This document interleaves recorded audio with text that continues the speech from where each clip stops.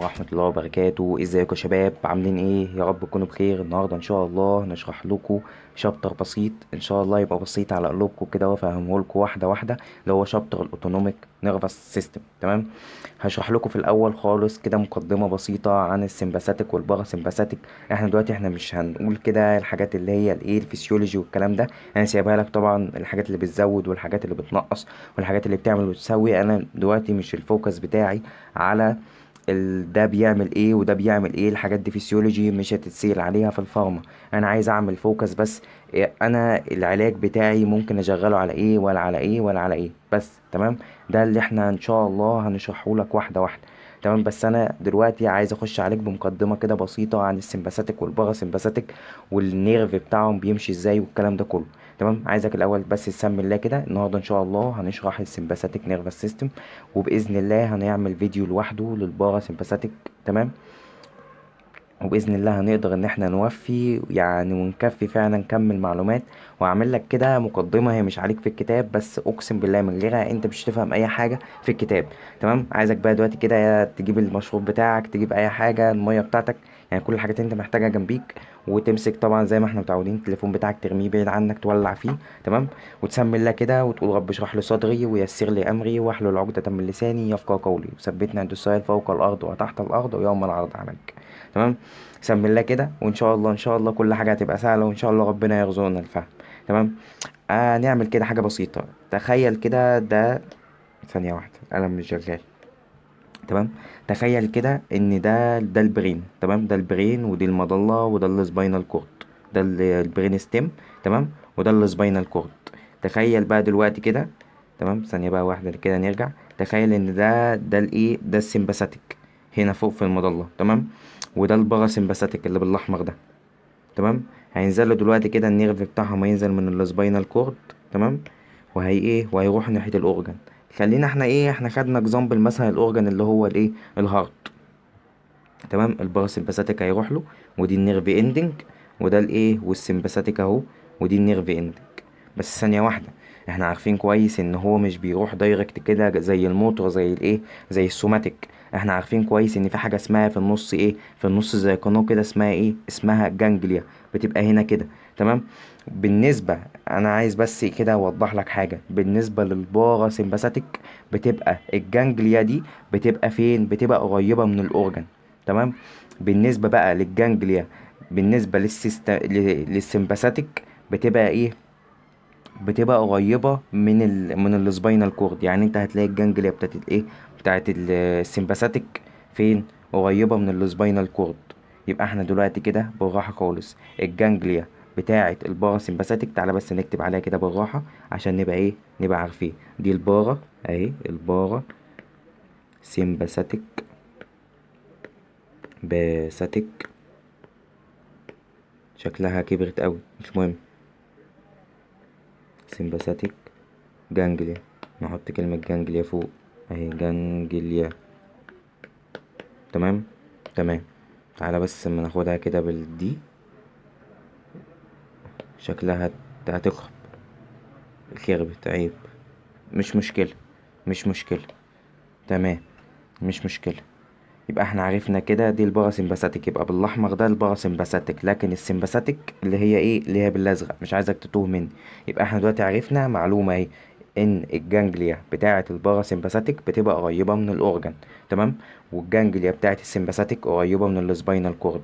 احنا كده دلوقتي عرفنا ايه؟ عرفنا الجانجليا قريبه من ايه وبعيده عن ايه. عايزك بقى دلوقتي تعرف حاجه، في حاجه كده بسيطه عندك خالص، ان احنا دلوقتي عايزين نعرف الترانسميتر اللي هي بتبقى هنا، يعني بتبقى جوه الجانجليا. اول حاجه خالص بيجي من البرين اشاره كهربائيه. بتعمل ايه؟ بتعمل ديبولاريزيشن. بتبقى اشاره كهربائيه، اشاره كهربائيه كده بتمشي بتمشي بتمشي بتمشي بتمشي بتمشي. بعد كده بتخش جوه الايه بتخش جوه الجانجليا دي. الجانجليا دي اصلا بتبقى عباره عن محطه بتبقى ريجوليشن، تنظيم الاشارات اللي هي جايه من المخ. لو الاشارات جايه قليله واحنا عايزينها كتير، فهي الجانجليا دي بتظبطها عشان ما توصلش على طول للاورجن. انا عايزه توصل للاورجن زي ما انا عاوزها. لو هي جايه من البرين قليله شويه، فانا هزودها في الجانجليا. لو جايه كتير فانا هقللها في الجانجليا. تمام. تمام. بتبقى جايه هنا اشاره كهربائيه، اما بتيجي تخش جوه، الجانجليا بتتحول ايه، بتتحول لاسيتايل كولين. يبقى انا كده عرفت اللي جوه الجانجليا بيبقى فيه ترانسميتر اسمه ايه، اسمه اسيتايل كولين. تعال نكبرها اكتر كده، اسمه ايه، اسيتايل، او اسيتايل، لا ثانيه واحده، اسيتايل، اسيتايل كولين. ثواني، هو بيبقى اسمها كده، ثانيه واحده، ثانيه واحده، اهو، اسيتايل كولين، اهو، كولين. تمام. تمام. يبقى في جوه ترانسميتر، اول ما بتتحول يعني الكهرباء دي، اول ما بتروح الاشارات الكهربائيه دي، اول ما بتروح للجانجليا بتتحول لايه، بتتحول لترانسميتر. ترانسميتر اسمها ايه، اسمها اسيتايل كولين. بتفتح بوابه هنا، تفتح بوابه هنا عشان تعدي بقى من الجانجليا، عشان تروح للايه، للاند نيرف. اهي الاند نيرف دي، الاند نيرف اللي ماسكه فين، اللي هي جوه الاورجن. تمام. اللي هي بتروح توصل الاشاره الكهربائيه، الاشاره اللي هي بتاعه البرين، اللي هو البرين عايز يتحكم فين، يتحكم في الاورجن ده. هي بقى عايزه تروح توصل له الايه، توصل له الاشاره الكهربائيه. هي وقفت في الجانجليا، لو عايزه تزيد او عايزه تقل، فهي بت ايه، بتتظبط هنا في الجانجليا، بعد كده بتروح للايه، للاند نيرف. تمام. بتفتح بقى بوابه هنا عشان تعدلها. البوابه اهي، تعالى كده، البوابه اهي بتبقى بوابه كده. تمام. تبقى بوابه كده، اسمها ايه بقى، اسمها البوابه دي نيكوتينيك اسيتايل كولين ريسبتور. تمام. اسمها ايه، اسمها نيكوتينيك اسيتايل كولين ريسبتور. تمام. بيعدي منها بقى الاسيتايل كولين، اما بيجي يعدي منها بيتحول بقى الاسيتايل كولين الترانسميتر ده الى ايه بقى، تاني ديبولاريزيشن، اللي هي الايه، اللي هي برضو الايه، الاشارات الكهربائيه. اذا كانت بقى زادت او قلت على حسب ما انا، على حسب بقى ما ايه، على حسب ما انا عاوزها. يعني هي جت من البرين قليله، اتظبطت في الجانجليا، يا زادت يا قلت، وبعد كده راحت للايه، راحت للاند، للاند ايه، للاند اورجان. عايز بس ايه اعرفك حاجه، اللي هي النيرف اللي قبل، النيرف، النيرف ده، النيرف ده كده، النيرف ده اللي هو قبل الجانجليا اسمه بري، بري ايه، بري نيرف، بري جانجليونيك. تمام. لكن اللي بعد الجانجليا بيبقى اسمه ايه، بوست جانجليونيك، اللي هو ده. تمام. تمام. ودي اللي هي يعتبر في الاورجان نفسه بتبقى اسمها دي اللي هي الايه، الاند، الاند ايه، الاند نيرف. تمام. تمام. يبقى انا كده دلوقتي عرفت ايه، عرفت بتاع 3 4 5 معلومات. عرفت ان في عندنا حاجتين، الاوتونوميك بيتقسم لحاجتين، هو في حاجة تالتة وهقولها لك. تمام. تمام. يبقى انا دلوقتي عرفت ان الاوتونوميك نيرفس سيستم بيتقسم لحاجتين، اللي هو سيمباثيك وبارا سيمباثيك. وعرفت ان الجانجليا بتاعة البارا سيمباثيك بتبقى قريبة من الاورجن. وعرفت ان الجانجليا بتاعة السيمباثيك بتبقى قريبة من ايه، من السباينال كورد. تمام. وعرفت ان هنا في البارا سيمباثيك او في السمباثيك بيبقى في ايه، بيبقى في اشاره كهربائيه بتروح تقف عند الجانجليا عشان يا تتظبط يا تعلى يا تقل على حسب ما انا زي ما انا عاوزها. تمام. وبعد كده بتروح للايه، للاند، للاند ايه، للاند نيرف. تمام. تمام. وعرفت برضو ان في ريسبتور بيبقى جوه الجانجليا اسمه نيكوتينيك اسيتايل كولين ريسبتور. ده بالنسبه للباراسمباثيك. وبالنسبه للسمباثيك نفس الموضوع، اهو هتيجي هنا الاشاره الكهربائيه. تمام. هتيجي هنا الاشاره الكهربائيه من البرين، وهتخش فين، وهتخش جوه الجانجليا اللي هي ايه، اللي هي بتاعت السمباثيك نيرف. هتفتح برضو بوابه، هتفتح برضو بوابه هنا، اسمها ايه، اسمها نيكوتينيك اسيتايل كولين ريسبتور. تمام. تمام. هيتحول منها، هيخش هنا الترانسميتر اذا كان هيزيد او هيقل، وبعد كده زاد بقى او قل، بعد كده هيرجع تاني ايه، هيرجع تاني اشارات كهربائيه لغايه ما يروح للايه، لغايه ما يروح للاند نيرف. تعالى بقى هنا في اختلاف. عندك هنا بقى الترانسميتر اللي هيروح بقى يشتغل على الريسبتور اللي جوه، اللي جوه الاورجن. يعني مثلا ايه الريسبتور مثلا اللي جوه الهارت، ايه بقى انواع الريسبتورات او ايه اسامي الريسبتورات اللي هي بتاعه الباراسمباثيك والباراسمباثيك. تعال اقولهم لك الاول، بعد كده اقول لك ايه الترانسميتر اللي جوه الاند، الاند نيرف بتاعه الباراسمباثيك والاند نيرف بتاعه الايه، بتاعه السمباثيك. عندك، تعالى بس احنا مش هنكتر قوي في حوار اللي هو بتاع الباراسمباثيك، لان الباراسمباثيك بتاعت المحاضره الجايه. عندك مثلا مثال، عندك ام واحد، ريسبتور اسمه ام واحد، وعندك ام اتنين، وعندك ام تلاتة. تمام. تمام. عندك بقى هنا في السمباثيك نيرف، عندك بقى ايه، عندك هنا مثلا عندك الفا واحد، وعندك الفا اتنين، وعندك بيتا واحد، وعندك بيتا اتنين اهي، بيتا واحد، وعندك بيتا اتنين، وعندك بيتا تلاتة. ما تخافش، هقول لك كل واحد بيشتغل على ايه. وعلى فكرة في اي، يعني في اي اورجان بتبقى مثلا واخدة فيها ريسبتور او اتنين ريسبتور، تمام، ما بيبقاش فيها اكتر من كده. بس انا بقول لك يعني بضرب لك مثال، بضرب لك كل واحدة فيها كام ريسبتور وفيها ايه والدنيا ماشية ازاي. وعلى فكرة في بي واحد، في بيتا واحد وبيتا اتنين وبيتا تلاتة، وفي بيتا اربعة وفي بيتا خمسة. بس بيتا اربعة وبيتا خمسة ايه، سيبهم دلوقتي، يعني مش هيبقى عليهم كلام كتير اصلا في الشابتر، ومستاهل مش هيبقى عليهم كلام اصلا. تمام. تمام. تعالى بقى اما نعرف. احنا دلوقتي عرفنا ان الترانسميتر اللي هو جوه الجانجليا اذا كانت بارا سمباثيك او سمباثيك، هي بيبقى اسيتايل كولين. تمام. يعني الترانسميتر اللي بيتحول من الكهرباء اما بيخش جوه الجانجليا، تمام، عشان يظبط بقى اذا كان عايز يزود الكهرباء او يقلل الكهرباء، يقلل الاشارات الكهربائيه اللي جايه من البرين. تمام. جوه الباراسمباثيك والسمباثيك جوه الاتنين جانجليا اسيتايل كولين. تمام. تمام. اما نروح بقى للنيرف اندنج، النيرف اندنج بيبقى جواها في البارا سمباثيك بيبقى برضو جواها ايه، اسيتايل كولين. تمام. تعالى بقى اما نكتب كلمة اسيتايل كولين هنا عشان برضو ايه نميزها. تعالى نكتبها كده بلون الاخضر ده. تمام اهو، اسيتايل، اسيتايل اهو كولين. تمام. تمام. لكن اما نيجي هنا بقى، اما نيجي هنا ناحية اسمه ايه ده، ناحية هو بقى النيرف اندنج بتاعة السمباثيك نيرفس سيستم. تمام. النيرف اندنج بتطلع ايه، بتطلع نور ابنفرين وابنفرين. ايه نور ابنفرين وابنفرين؟ اللي هو نور ادرينالين وادرينالين. تمام. في بقى بوابة هنا، بوابة بتبقى جوه كل كل نيرف اندنج بيطلع منها ايه، بيطلع منها ثانية واحدة، بيطلع منها الترانسميتر ده. يعني بالنسبة للسمباثيك بيطلع منها النور ابنفرين والابنفرين عشان يطلع يشتغل على الريسبتورات دي، يعني يطلع يشتغل على الفا واحد الفا اتنين، الكلام ده كله. اسمه ايه بقى، اسمه ايه الريسبتور ده عشان بيطلع ابنفرين ونور ابنفرين؟ اسمه ادرينيرجيك ريسبتور. يبقى اسمه ايه، اسمه ادرينيرجيك ريسبتور عشان بيطلع منه، بيطلع منه ادرينالين، ادرينالين ونور ادرينالين. عايز بس في معلومة كده ليك، تمام، ان النور ادرينالين بيتفرز جوه النيرف اندنج بيبقى 90%. يعني ايه 19%؟ لكن بالنسبة للأدرينالين بيتفرز بنسبة ايه، بنسبة 10%. مش عليك قوي، وانا سمعتها والله من دكتور بس ما حبيتش يعني استخسر فيك المعلومة. يبقى بالنسبة للنيرف اندنج اللي هي بتاعت السمباثيك بتطلع ايه، بتطلع نور ابنفرين وابنفرين. واسمه ايه الريسبتور اللي بيطلع منه الترانسميتر ده عشان يطلع يشتغل على الريسبتور؟ اسمه ايه، اسمه ادرينيرجيك ريسبتور. تمام. بالنسبة بقى للباراسمباثيك بيبقى جواها برضو ايه، بيبقى جواها برضو ريسبتور كده، بيبقى جواها بيبقى جواها بوابة. تمام. بتبقى اسمها ايه، بتبقى اسمها كولينيرجيك ريسبتور عشان بيطلع منها اسيتايل كولين.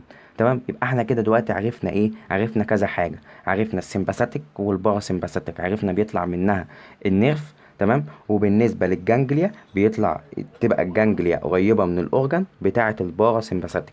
تمام. والجانجليا بتاعة السمباثيك بتبقى قريبة من السباينال كورد. وعرفنا ان هو الترانسميتر اللي هو بيتفرز جوه الجانجليا هو اللي بيتفرز، يعني اللي بيتفرز في الباراسمباثيك هو اللي بيتفرز في الايه، في السمباثيك. في دي الجانجليا بتاعته وده الجانجليا بتاعته. تمام. ده في ايه، ده في اسيتايل كولين وده في اسيتايل كولين. تمام. تمام. وعرفنا ايه تاني، وعرفنا ان الاسامي الريسبتور اللي بيخش يشتغل عليها بالنسبه بتاعه الباراسمباثيك والسمباثيك، اللي هي مثلا بتاعه الباراسمباثيك اللي هي الام واحد والام اتنين والام تلاتة. تمام. وبالنسبه للي هي السمباثيك عندك الفا واحد والفا اتنين وبيتا واحد وبيتا اتنين وبيتا تلاتة، وقلت لك في بيتا اربعة وبيتا خمسة، سيبك منهم. تمام. تمام. وعرفنا ان في النيرف اندنج بتاعه الباراسمباثيك بيطلع منها ايه، بيطلع منها اسيتايل كولين برضو زي الجانجليا. تمام. بالنسبه للباراسمباثيك، وقلنا الريسبتور اللي بيطلع منه الاسيتايل كولين في النيرف اندنج بتاع الباراسمباثيك اسمه ايه، اسمه كولينيرجيك ريسبتور عشان بيطلع منه اسيتايل كولين. تمام. لكن بالنسبه للنيرف اندنج بتاعه السمباثيك اللي بيطلع منه نور ابنفرين وابنفرين، سميناه ايه، سميناه ادرينيرجيك ريسبتور. تمام. تعالى بقى ما اوقف كده الفيديو واعمل كده جدول بسيط، واقول لك احنا دلوقتي هنخش نتكلم على السمباثيك. فهقول لك دلوقتي الريسبتور بتاع الفا واحد ده في ايه وفي ايه وفي ايه، والريسبتور بتاع الفا اتنين ده في ايه وفي ايه وفي ايه. تمام. والريسبتور برضو بتاع بيتا واحد وبيتا اتنين وبيتا تلاتة والكلام ده كله. ليه بقى هقول لك الكلام ده واعرفك الكلام ده؟ عشان أنا دلوقتي مثلا قلت لك ان انا في عندي علاج بيعمل ايه، بيحفز الفا واحد. طب انا دلوقتي الفا واحد اقعد بقى اقول لك ان العلاج ده ما بيحفز الفا واحد، اقول لك بيعمل واحد اتنين تلاتة اربعة، وانت اصلا ما كنتش عارف ان الفا واحد بيشتغل ايه ولا بتعمل ايه؟ اكيد لا. لازم انا افرش لك الاول الحوار بيمشي ازاي، وبعد كده اقول لك ايه، اقول لك الحاجه دي بتمشي واحده واحده واحده واحده، عشان تلاقي دماغك الايه المعلومات بتترتب. تمام. نوقف دلوقتي الفيديو واعمل جدول كده بسيط واقول لك الدنيا ماشيه ازاي. ثانيه واحده. قلنا الجدول اهو يا شباب، اللي هو بتاع الريسبتورز بتوع السمباثيك نيرفس سيستم، اللي هو الفا 1 والفا 2 بيتا 1 وبيتا 2 وبيتا 3، وقلت لك ان بيتا 4 وبيتا 5 مش عليك، وكمان مش قايل لك اي حاجه في الكتاب عليهم. تمام. عندك بقى الفا 1، انا دلوقتي هقول لك ايه الحاجه اللي هي موجوده جواها الفا 1، هي اورجان تيشو الكلام ده، وبرضه الفا 2 والفا 3 والكلام ده كله. تمام. اول حاجه خالص عايزك بس تعرفها ان الفا 1 في منها 3 انواع. يا جدعان والله العظيم الحاجه دي مش عليك، يعني الحاجه دي مش عليك، انا بفتح لك بس ايه، بفتح لك بس دماغك للمحاضره للي انت داخل عليه. تمام. الحاجات دي مش عليك، يعني انا بقول لك بس كده، واقول لك دي جواها ايه ودي جواها ايه ودي جواها ايه. اعرف الحاجه دي لنفسك، عشان لما اجي انا اقول لك العلاج ده بيشتغل مثلا على الفا 1، فانت عارف دلوقتي هو ما يشتغل يعمل ستيميوليشن لالفا 1، هتعرف دلوقتي مثلا ان هو بيأثر على ايه وايه وايه، وبيعمل في ده اكشن ايه واكشن ايه واكشن ايه. تمام. يعني انا بعملها بس عشان، يعني انا بوضح لك الحوار ده عشان احسسك ان انت تبقى فاهم اللي جاي كله، ما تبقاش ايه، ما تبقاش طب طيب ماشي العلاج ده بيعمل كذا، طب بيعمل كذا ليه؟ اصل بيحفز بيتا 2. طب ومال، طب ومال، فهتنسى. لكن اما انت تعرف ان الفا 1 موجوده جوه ايه، وبيتا 2 مثلا موجوده جوه ايه، وبيتا 3 موجوده جوه ايه، والكلام ده كله، هتلاقي ان الموضوع فعلا مترتب في دماغك، والمعلومات بتكمل بعضيها طول ما احنا ماشيين. تمام. الفا 1 بتتقسم نوع فيها A و B و D. تمام. تمام. اول حاجه خالص جواها الفا 1 اللي هي بلاد فيزل، وبتعمل ايه للبلاد فيزل؟ بتعمل لها فازو كونستريكشن. كونستريكشن. تمام. تعمل لها فازو كونستريكشن، يعني بتضيق الاوعيه الدمويه، وبيبقى موجود جوه البلاد فيزل بتاعك الفا 1 ايه تحديدا يعني. تاني حاجه بيبقى موجوده جواها الفا 1، نعمل بس كده خط. تاني حاجه بيبقى موجود جواها الفا 1 اللي هو اليوترس، اللي هو اعتبر ان ده اليوترس اللي هو الرحم. تمام. بتعمل للوول بتاع اليوترس ايه؟ بتعمل للوول، بتعمل له كونتراكشن. كونتراكشن. هتقول لي طب ثواني، ممكن حد يقول لي طب ما انا ممكن اعمل الواحده بريجننت، ممكن اعمل لها ابورشن عن طريق ان انا احفز الالفا 1. تمام. قد كده علاج ان هو يعمل الفا 1، يعمل للالفا 1 ستيميوليشن، وابدا ان انا اعمل ايه، اعمل كونتراكشن للوول بتاع الايه، بتاع اليوترس. هقول لك لا، هقول لك ان الفا 1 اصلا ما بتبقاش مسمعه للدرجه ان انت تقدر تعمل واحده بريجننت ابورشن بيها. ابورشن معناه ان انت تولدها بيه، ما بتبقاش مسمعه للدرجه دي. تمام. بيبقى موجود برضه في الفا 1 ايه، يعني الفا 1 بتبقى موجوده جوه ايه تاني، بتبقى موجوده جوه الاي. الاي اهي، وديت حدقة العين، وعندك بيبقى فيه كده ماسل، الماسل ده بيبقى اسمه راديال ماسل، وبتبقى الفا 1 موجوده جوه راديال ماسل دي، الماسل الراديال ماسل دي بتعمل لها ايه، بتعمل لها كونتراكشن. اما بتعمل لها كونتراكشن بتقدر ان هي تشد كده، تشد حدقة العين دي لورا، تقدر ان هي توسعها. تمام. تمام. هتيجي هنا تاني بتبقى موجودة في ايه برضو الفا 1. تعالى بقى للايه، تعالى بقى لليورينري ايه، اليورينري بلادر.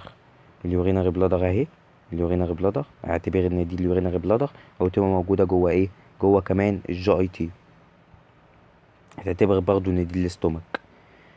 تمام. بتعمل ايه بقى، بتعمل ايه الفا 1 لما بتبقى موجوده جوه اليورينر بلادر والاستومك، يعني جوه الجي اي تي؟ بتعمل ليه الوول بتاع الجي اي تي واليورينر بلادر، بتعمل له ايه، بتعمل له ريلاكسيشن.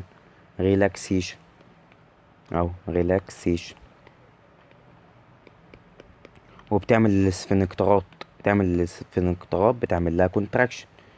بص انا مش هجيبها لك بقى حته ان اصل هي بتبقى لها كذا انزيم، واقول لك ان الانزيمات دي بتبقاش موجوده في الوول بتاع الجي اي تي، عشان انت بتقول لي كل حاجه الفا 1 بتعمل لها يا كونتراكشن يا بتعمل لها فازو كونستريكشن. يعني هي كل حاجه ليها اللي هي بتبقى ستيميوليشن، او ان هي ما بتعملش في حاجه ريلاكسيشن. مش معنى جت على الوول بتاع الايه بتاع الجي اي تي وجت على الوول بتاعت اليورينري بلادر عملت له ريلاكسيشن. انا مش هقولها لك كده، هقولها لك مثلا زي ما الدكتور بتاعنا شرحها لنا. قال لك مثلا لو حد دلوقتي مثلا يعني حاجه يعني ايه، هزار يعني، فكاهيه.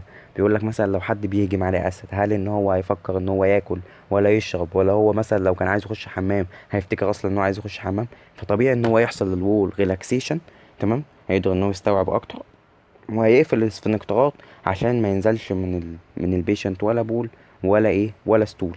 تمام. يبقى احنا كده خلصنا الحاجات اللي هي فيها ايه، اللي هي فيها الفا 1. وبيبقى موجوده الفا 1 نوع ايه جوه الجي اي تي واليورينري بلادر، بيبقى جواهم الفا 1 دي. دلوقتي انا مثلا لو حد مثلا جالي الفيزيشن، ما جاليش انا عشان مش بكتب علاج، جالي الفيزيشن وقال له ان انا عايز ايه، انا عندي يورين ريتنشن، عندي احتباس في البول وما بعرفش ان انا انزل بول طبيعي. فهو دلوقتي لو اداله حاجه عملت له الفا بلوكر، الفا 1 بلوكر، وقفلت له الالفا 1، فطبيعي اما هو يقفل له الالفا 1 هتعمل بدل ما تعمل للوول ريلاكسيشن فيحصل له كونستريكشن، هيحصل له كونتراكشن.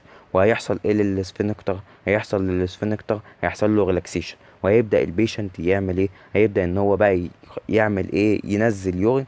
ولو هو برضه لو عنده كونستيبيشن هيبدأ ان هو ايه، خلاص هيلاقي المعدة بتاعته بتصرف عادي وكل حاجة. بس ايه اللي هيحصل لو انا اديته الفا 1، الفا 1 بلوكر؟ هتلاقي البيشنت مثلا بعد اسبوعين ثلاثة اتصل بالفيزيشن وقال له والله انا حاسس ان انا ايه، هبطان قوي، يعني بهبط قوي الفترة من بعد ما انا جيت لك وخدت منك العلاج وكده. طب حد دلوقتي يعرف ليه هبطان؟ هقول لك انا ليه. وفي على فكرة حد قال لك عشان الالفا 1 جوه البلاد فيزل، والبلاد فيزل بتعمل للبلاد فيزل فازو كونستريكشن. فطبيعي اما انت بتدي العلاج اللي هو بيأثر على الجي اي تي واليورينري بلادر، فطبيعي برضه ان هو بيقفل نفس الالفا 1. اما يقفل بقى الالفا 1 اللي هي عامله فازو كونستريكشن، فكده هيحصل للبلاد فيزل ايه، فازو دايليتيشن. فهي ايه، الضغط هيوطى. فطبيعي ان هو هيحصل ايه، هيحصل سايد افكت. لكن اما انا دلوقتي انشل على الفا 1 التايبس بقى بتاعت الفا 1، يعني دلوقتي انا عارف دلوقتي اللي جوه البلاد فيزل الفا 1 تايب ايه، واللي جوه الجي اي تي واليورينري بلادر الفا 1 تايب دي. لو الفيزيشن بقى اختار علاج فيه الفا 1 تايب دي، كده يعتبر هو ايه، تجنب السايد ايه، السايد افكت اللي هو هيحصل من ايه، هيحصل من ان هو يدي ايه، يدي الفا 1 بلوكر. الحوار لو حاسه كبير والله هو مش كبير، بس انا بحاول ان انا افهمك. الفا 2، الفا 2 بيبقى فيها ايه؟ بص الفا 2 فيها كلمتين بالظبط. الفا 2 انا عايزك تعرف ان هي 90% منها بتبقى بري ساينابتيك. بري ساينابتيك، ما انا قلت لك ان في حاجه اسمها بري جانجليونيك او بري ساينابتيك، اللي هي دلوقتي دي الجانجليا. النيرف اللي جاي من البرين للجانجليا اسمه بري جانجليونيك او بري ساينابتيك. تمام. واللي طالع من الايه، واللي طالع من الجانجليا اسمه بوست جانجليونيك او اسمه ايه، بوست ساينابتيك. تمام. يبقى انا دلوقتي في هنا الجانجليا دي ما بتبقاش مدوره كده زي ما انت شايف، مش زي ما انا رسمتها لك الاول. هي بتبقى كده، يعني بص هي بتبقى طالعه كده اهي، ودي بتبقى حاجه زيها كده. وبيقدروا ان هم يوصلوا ايه، يوصلوا الترانسميتر بينهم وبين بعضيهم. تمام. يبقى هنا الفا ايه، الفا 2. الفا 2 بقى بتعمل ايه، بتقلل الاسيتايل كولين ريليز. يعني بتقلل اصلا الاسيتايل كولين ان هو يروح ينتقل من البري ساينابتيك للايه، للبوست ساينابتيك. تمام. بس هم دول الكلمتين اللي انا عايزك تعرفهم عنه. بيتا 1، عايزك تكتب لي فوق بيتا 1، تكتب لي ايه هم بيسموها كاردياك بيتا 1. يعني تكتب لي كده فوقيها كلمة ايه، كاردياك، كاردياك بيتا 1. اهي بيتا 1. تمام. عايزك بقى تعرف اللي جوه يعني الفا 1 دي فين. اول حاجه خالص ان هي جوه الايه، جوه الهارت. تمام. جوه الهارت، اعتبر ان ده الهارت. بتزود بقى اما بيحصل لها ستيميوليشن، بتزود كل الفانكشن، بتزود الكونتراكتيليتي وبتزود الهارت ريت وبتزود كل حاجه، يعني حرفيا بتزود الاوتبوت وبتزود كل حاجه. تمام. بالنسبه لايه؟ بالنسبه اللي هي جوه الهارت، وعايزك برضو تعرف لي اللي هي جوه الكدني كمان. جوه الكدني بتحفز السوبرا رينال جلاند، وانت عارف ان السوبرا رينال جلاند بتطلع ابنفرين ونور ابنفرين اللي هو الادرينالين والنور ادرينالين. تمام. وعندك كمان هي بتبقى موجودة بس بنسبة بسيطة قوي جوه اللايبوسايت. اللايبوسايت اللي هي الخلايا الدهنية اللي جوه جسمك، وبتعمل لها حاجة كلمة كده بسيطة ما بيحصل لها ستيميوليشن، بس هي مش واخدة الابر هاند. اللي واخدة الابر هاند على حوار اللايبوسايت دي اللي هي بيتا 3، بتعمل كلمة لايبوليسيس اهي، لايبوليسيس اللي هي يعني بتحرق للدهون. تمام. وما نيجي عند بيتا 3 هقول لك، يعني هقول لك كل حاجه. عندك بقى بيتا 2 دي بقى، دي الطيبه، دي اللي كده بتجيلك ساعه ما ساعه ما بتخاف من حاجه، او يحصل لك مره واحده ستريس او تتخض، او فاهم انت، او مره واحده كده كنت طالع على سلم لقيت ايه لقيت في قطه مستعجله نازله، او انت في خناقه، او بتجري من كلب جه وراك في ايه في شارع ضلمه ولا الكلام ده. دي بقى بيتا ايه؟ بيتا 2. بنسميها ايه؟ بنسميها الطيبه، او بنسميها ايه؟ عارف انت بيقولك ان الجري نص المجدعة؟ لا، هي بيتا هي نص المجدعة، يعني نغيرها كده بالايه؟ بالصيغة الطبية. ليه بقى؟ اول حاجة خالص بتعمل ايه؟ بتعمل فازو دايليتيشن جوه السكليتال ماسل، يعني هتيجي كده عند السكليتال ماسل عشان تخليك تجري، توفر كمية دم كبيرة، تركن الدم عند السكليتال ماسل بتاعتك عشان تقدر ان انت ايه؟ تعمل كل الموفمنت بقى بتاعتك، تجري بقى من الكلب. تمام. تبقى اول حاجه بتعمل ايه؟ بتعمل فازو دايليتيشن للسكليتال ماسل بتاعك. تمام. وبتعمل كمان فازو دايليتيشن جوه الايه؟ جوه الكوروناري ارتري اللي هو بتاعه الهارت. ما انت طبيعي ان انت عايز الهارت يضخ دم كتير كتير كتير، يعمل كونتراكتيليتي عشان يقدر ان هو ايه؟ يوصل الدم اكتر، ويقدر ان هو يعمل اوكسجينيشن اكتر عشان تستعمل الدم اكتر. طبيعي. وكمان يجي جوه النيكوتينيك، في ريسبتور جوه السكليتال ماسل اسمه ايه؟ اسمه نيكوتينيك اسيتايل كولين، بس ده النوع بتاعه ماسكارينيك. تمام. النوع بتاعه اسمه ماسكارينيك. على فكره اقسم بالله المسميات دي مش عليك خالص، انا الكلام ده انا بحكيه لك بس عشان اوصل لك المعلومه مش اكتر، ان مفيش حد يقول لي انت بتزود علينا. اقسم بالله الكلام ده مش عليك، مش عليك. بتزود السنسيتيفيتي بتاعته، بتزود السنسيتيفيتي، يعني بتخلي ان الاشارات الكهربائيه اللي هي جايه من البرين تخش السكليتال ماسل اسرع. فاهمني؟ عشان تقدر ان انت اي موفمنت، اي حركه انت عايزها بسرعه، تلاقيك على طول ايه؟ بتاخدها على طول من غير اي ما يحصل اي مشكله ويحصل اي تاخير ولا الكلام ده كله. وكمان بتعمل ايه؟ انت عارف كويس، اي خليه عشان يحصل لها ستيميوليشن او يحصل لها كونتراكشن لازما يحصل جوه الخليه دي، يعني مثلا دي لو خليه ايه؟ لو خليه جوه السكليتال ماسل، لازما يطلع اسمه ايه ده؟ جزيء. لا، بيطلع جزيئين بوتاسيوم، ويخش مكانهم ايه؟ ويخش مكانهم 3 اجزاء صوديوم، عشان يحصل للايه؟ يحصل التيشو ده يحصل له اكشن، يعني يحصل اكشن، يحصل له ستيميوليشن، يحصل له كونتراكشن. الكلام ده كله على فكره احنا الكلام ده خدناه فين؟ اللي فاكر والله العظيم جدع والله، خدناه في الفسيولوجي. فبتروح بقى البيتا 2 تروح تسحب البوتاسيوم من الدم وتروح تدخله جوه خلايا بتاعت السكليتال ماسل. تمام. فهتعمل حاجه بسيطه والله، هي مش قصدها، يعني هي بيتا 2، يعني شوف احنا بنقول عليها الطيبه، هي مش قصدها ان هي تعمل هايبوكاليميا، يعني هي تنقص البوتاسيوم من الدم وتدخله لك جوه الايه؟ الخلايا. بس هي على فكره عايزه تساعدك، لان انت لازم تبقى عايز بوتاسيوم كتير عشان يخش جوه عشان يطلع بره الخليه ويخش مكانه الصوديوم، عشان تقدر ان انت ايه؟ تعمل كل الموفمنت دي. تمام. وبيعمل ايه تاني؟ احنا قلنا ان هو بيعمل كوروناري دايليتيشن، وبيعمل كمان ايه؟ بيعمل كمان برونكو دايليتيشن. ما طبيعي، يعني طبيعي ان هو يعمل للبرونكاي بتاعتك دايليتيشن، ده لو هو عمل لها كونستريكشن ده انت تموت، انك انت طبيعي عايز كمية هواء كتير، انك انت بتنهج.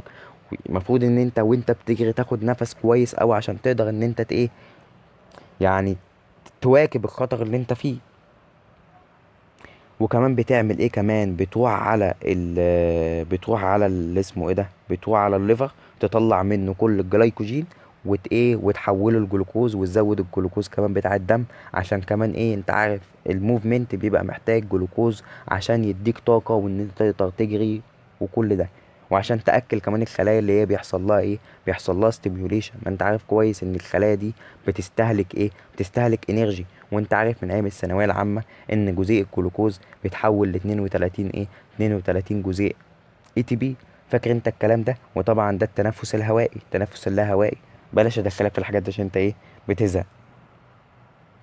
تمام. يبقى كده دلوقتي دلوقتي كده بيتا 2 عملت لي بتاع 5 حاجات. ايه هما ال5 حاجات؟ اول حاجه خالص عملت لي فازو دايليتيشن للسكليتال ماسل. تمام. وبعد كده عملت لي برضو فازو دايليتيشن جوه الايه، جوه الكوروناري ارتري.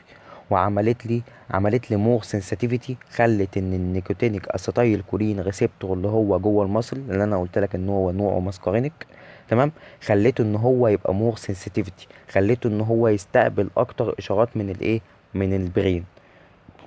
وكمان عملت ابزوربشن، عملت شيفت، يعني نقلت البوتاسيوم اللي هو كان في الدم، نقلته جوه الخلايا عشان تقدر ان هو تستعمله في ايه، في ان هو يطلع بره الخليه ويخش مكانه ايه، ويخش مكانه صوديوم عشان يقدر ان هو يحصل ايه، يحصل للتيشو اكتف.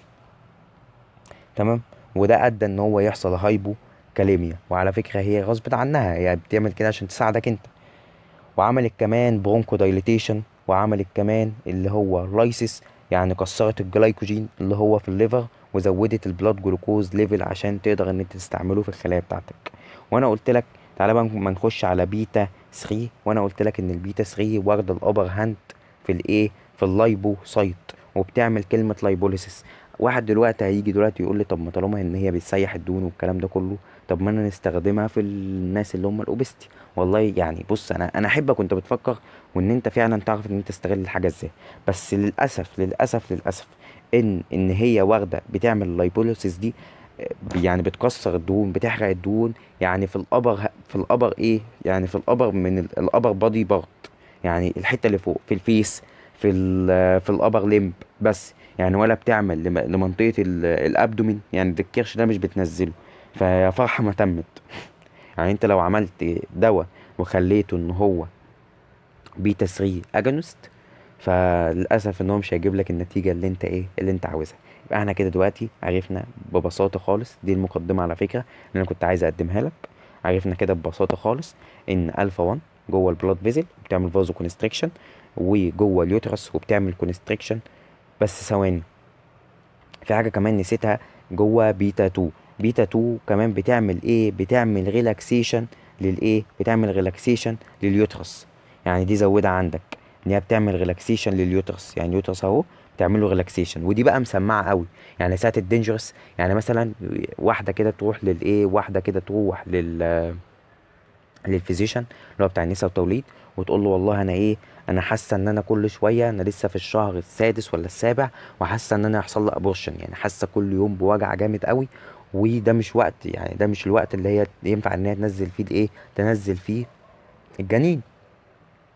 تمام. فهو يروح يديها ايه، يروح يديها بيتا 2 اجونست. فما يديها بيتا 2 اجونست، ان هو يحصل لها ايه، يحصل ريلاكسيشن للايه، يحصل ريلاكسيشن لليوترس. وكمان ايه، وكمان ان هو هيحافظ ان هو هيأخر لها، هيعمل لها كلمة ديليد للابورشن. يعني يبطئ لها اللي هو الكونتراكشن اللي هو بيحصل في اليوترس بسبب مثلا استرس او الكلام ده كله. تمام.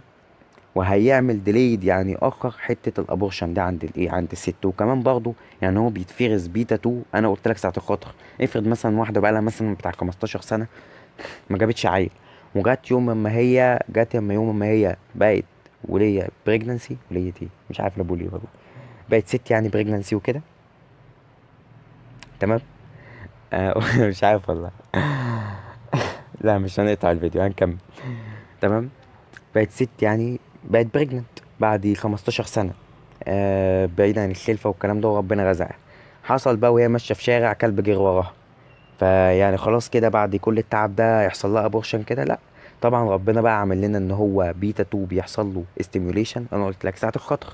فاما بيتا 2 يحصل له ستيميوليشن، فهو يعمل ريلاكسيشن للايه، لليوترس، والست مش هيحصل لها ابورشن. لو حصل لها يعني اي حاجه عرضتها للخطر. تمام. بس يعني دي المقدمه البسيطه جدا. نوقف بقى ونخش بقى على المحاضره بتاعه السمباثيك نيرفس سيستم، وان شاء الله ان شاء الله المحاضره كده تبقى لذيذه وبسيطه وكل حاجه. ان شاء الله تكون المقدمه ما طولتش قوي، بس يعني لحد ما انت استفدت، عشان لما نيجي نخش على العلاجات تلاقي نفسك يا باشا فاهم. ما اقول لك الفا 1 بتعمل ايه، والفا 2 وده بيشتغل الفا 2 والفا 1، تبقى انت عارف كويس هو العلاج ده هيعمل ايه. تمام، نوقف دلوقتي ونخش نشرح لك بقى السمباثيك نيرفس سيستم.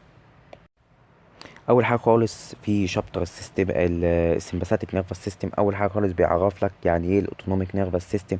بيقول لك ان هو ساينس. فين القلم؟ لا، القلم اهو. تمام، بيقول لك ان هو ساينس، ان هو علم consider with ايه with activity not under conscious control، يعني هو ميبقاش تحت تحكم، يعني تحكم فعلي منك انت، فاهمني؟ اللي هو اوتونوميك. اوتونوميك هو العقل، ربنا يعني مكلف العقل ان هو يشغل لك ايه، يشغل لك الحاجات اللي انت مش هتقدر ان انت فعلا. يعني بيقول لك، يعني كان في دعوة جميلة قوي، بيقول لك يا رب لا تكلني الى نفسي ايه طرفة عين. ففعلا يعني طرفة العين دي حتى، يعني ان عينك تقفل وتفتح كده، والله العظيم لو بقت بايدك انت فعلا هتأثر في ده. ففعلا تشوف ربنا يعني من حكمته ومن كرمه، يعني دي رحمة من، يعني دي رحمة من عند ربنا علينا والله، ان هو فعلا الحاجات دي كلها ان هو عامل لها سيستم لوحده كده، وانت نايم وانت قاعد وانت بتشتغل وانت بتلعب، الحاجات دي لوحديها شغالة، ربنا مكلفها لغاية ما تموت تفضل بتعمل الوظيفة بتاعتها عشان يعني تريحك والله. تمام، بيقول لك زي ايه، زي الهارت فانكشن، زي وظائف القلب بتاعك، وزي البلاد فلو تدفق الدم. برضه انت عندك اللي هو البلاد فيزل، بيفضل ان هو يعمل كونتراكشن وريلاكسيشن عشان يحرك الايه، يحرك الدم من مكان لمكان. وعندك برضه زي الدايجيشن والاليمنتيشن، زي الهضم وزي الايه، وزي التخلص من اي حاجه من جسمك من خلال مثلا الستول او من خلال اليورين. بيقول لك السوماتيك نيرفس سيستم، انا قلت لك السوماتيك ده اللي هو الموتور، الحاجه اللي هي بتروح تشغل اللي هي ايه، تشغل السكليتال ماسل. بيقول لك ذا سيستم ذات considered with conscious controlled function، او الموفمنت او الحركه. عندك اول حاجه السمباثيك، السمباسومايميتك. في بص في مصطلحين عايزك تعرفهم كويس، اللي هي حاجة اسمها سمباسومايميتك وسمباسوليتك. بص اي حاجة اخيرا كلمة ليتك، تمام، اي حاجة اخيرا كلمة ليتك معناها ان هي بتعمل انهبيشن او بتكسر. تمام، اي حاجة اخيرا كلمة ليتك يا بتعمل انهبيشن يا بتكسر. يبقى احنا دلوقتي عايزين نعرف ان اللي هي اسمها سمباسو مايميتك، اللي هي بتحفز الجهاز السمبثاوي، يعني كأن انا بعمل كده ستيميوليشن للريسبتور اللي هم بتوع اللي انا قلت اللي قلت لك عليهم، اللي هم بتوع السمباثيك، اللي هي الفا 1 والفا 2 وبيتا 1 وبيتا 2 وبيتا 3. تمام. عندك بقى اللي هي بتعمل لها سمباثوليتك عكس بقى، يعني هي مش هتعمل ستيميوليشن، هتعمل انهبيشن. تمام. يبقى عندك السمباثومايميتك ان هي ادرينيرجيك دراج اند ادرينيرجيك امينز.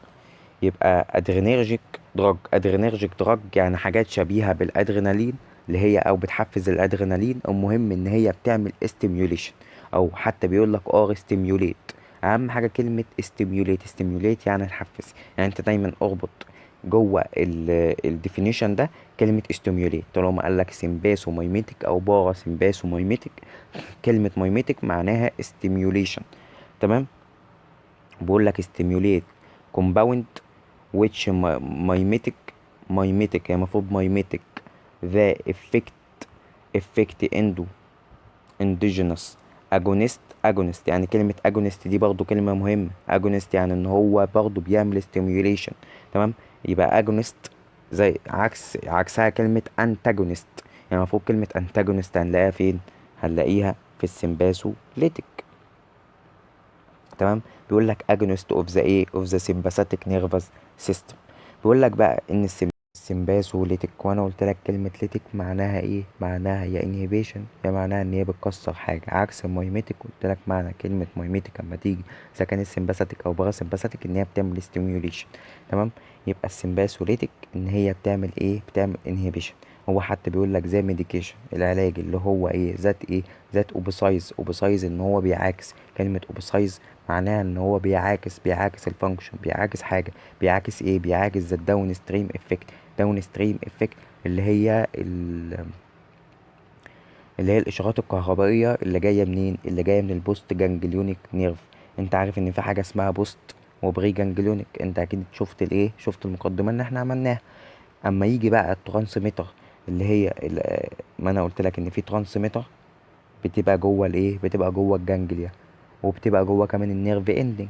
لكن اللي هي بتبقى على البوست جانجليونيك بتبقى ايه، بتبقى عباره عن كهرباء، اللي هي اسمها قلت لك اللي هي اسمها ايه، ديبولاريزيشن، هي يعتبر اللي ايه الاشارات الكهربائيه بتنتقل. هو بقى بيعاكس الايه، بيعاكس الاشارات الكهربائيه دي. يعني هي لو جايه ان هي تعمل ستيميوليشن فهو بيعاكسها، بيخليها ان هي تعمل انهيبيشن. تمام. بيقول لك نيرف فيرنج ان ايه، ان افكتور اورجان انيرفيتد باي ذا ايه، باي ذا سمباثيك نيرفس سيستم. بيقول لك النيكوتينيك ريسبتور، واحنا حكينا عليه كتير ومش عايزين نتكلم عليه. وقال لك انا عايزك بس تعرفه عشان ده سؤال اقسم بالله في الامتحان، اللي هو النيكوتينيك ريسبتور بيبقى موجود فين، بيبقى موجود في التو جانجليا اللي هي بتاعه السمباثيك والباراسمباثيك. ولو قال لك ان الاسيتايل كولين فين، يعني ايه المشترك بين الباراسمباثيك والسمباثيك بالنسبه للترانسميتر، هتقول له الترانسميتر اللي جوه الجانجليا بيبقى موجود اسيتايل كولين هنا واسيتايل كولين هنا. تمام. عكس النيرف اندنج، النيرف اندنج في السمباثيك بتبقى فيها نور ابنفرين وابنفرين، والنيرف اندنج اللي في الباراسمباثيك بتبقى فيها ايه، بتبقى فيها اسيتايل كولين. واللي هي الريسبتور اللي بيطلع، البوابه اللي بتطلع منها الاسيتايل كولين عشان تروح تشتغل على الريسبتور اسمها ايه، اسمها كولينيرجيك ريسبتور. تمام. لكن بالنسبه للي موجوده في السمباثيك اللي هي بتطلع الابنفرين والنور ابنفرين عشان يروحوا يشتغلوا على الريسبتورات، اسمها ايه، اسمها ادرينيرجيك ريسبتور. تمام. عندك بقى السمباثيك درايف، عندك بقى ادرينيرجيك دراج، عندك بقى بيقول لك ايه الحاجات اللي هي بتعمل سمباثومايميتك، يعني العلاجات اللي هي بتروح تشتغل على الريسبتور. تمام. حاجات دايركت، في حاجات دايركت وفي حاجات اندايركت. تعال بس اما اعرفك يعني ايه في حاجات دايركت وفي حاجات اندايركت. يعني انا دلوقتي عندي ايه، ثانيه واحده اوريك حاجه دلوقتي. انا عندي مثلا اورجان زي الهارت. تمام. عندي اورجان زي الهارت، وده الايه، وده النيرف اندنج اللي جاي له. تمام. ده النيرف اندنج، وجواه هنا الحويصله اللي هي فيها ابنفرين ونور ابنفرين. وهو مثلا الهارت انا قلت لك اللي هو فيه مثلا ايه، في بيتا 1. تمام. انا دلوقتي لو رحت اديت العلاج راح اشتغل على بيتا 1 على طول، يبقى ده كده يعتبر العلاج ده ايه، دايركت. تمام. دايركت. لو انا رحت شغلت العلاج ان هو يروح يحفز النور ابنفرين والابنفرين ان هم يطلعوا من اللي اسمه ايه ده، النيرف اندنج، يبقى كده يعتبر ايه، كده يعتبر اندايركت. لان انا ما رحتش اشتغلت وعملت الايه، وعملت الافكت، ما رحتش عملت الاكشن انا بالعلاج، انا رحت حفزت حاجه والحاجه دي هي اللي راحت ايه، عملت الاكشن. تمام. يبقى انا دلوقتي عرفت ايه الدايركت وايه الايه الاندايركت. تمام. عندنا بقى، عندك مثلا اول ايه، اول حاجه من السمباسو مايميتك، اول حاجه خالص الادرينالين. وعندك النور ادرينالين، وقلت لك ان الادرينالين اسمه ابنفرين والنور ادرينالين اسمه نور ابنفرين. وعندك الدوبامين، وعندك الايزو برونالين. تمام. اللي هو اسمه ايزو بروترانول، هو اسمه ده الاسم بتاعه التاني. وعندك حاجة اسمها فينايل إفرين، فينايل إفرين. تمام. وعندك حاجة اسمها إفيدرين، وعندك حاجة اسمها أمفيتامين، وعندك حاجة اسمها إيه، سلبوتامول. يبقى أنت عندك دلوقتي كام علاج، أدي 2 4 6 8، اللي هو أدرينالين اللي هو بيتسمى إبنفرين، والنور أدرينالين نور إبنفرين، وعندك دوبامين وأيزو إيه، برينالين اللي هو اسمه أيزو بروترنول. وعندك اللي هو فينايل افرين، وعندك اللي هو افيدرين، وعندك الامفيتامين، وعندك الايه، وعندك السلبوتا مول. عايز بقى تعرف، انا عايزك دلوقتي تعرف ايه اللي هو بيشتغل دايركت وايه اللي هو بيشتغل اندايركت. بس والله بص انا اقول لك على حاجه، كل اللي جاي ده مش عليك، لغرض الفهم بس، لغرض الفهم بس. ان شاء الله مش هكمل في ربع ساعه باذن الله.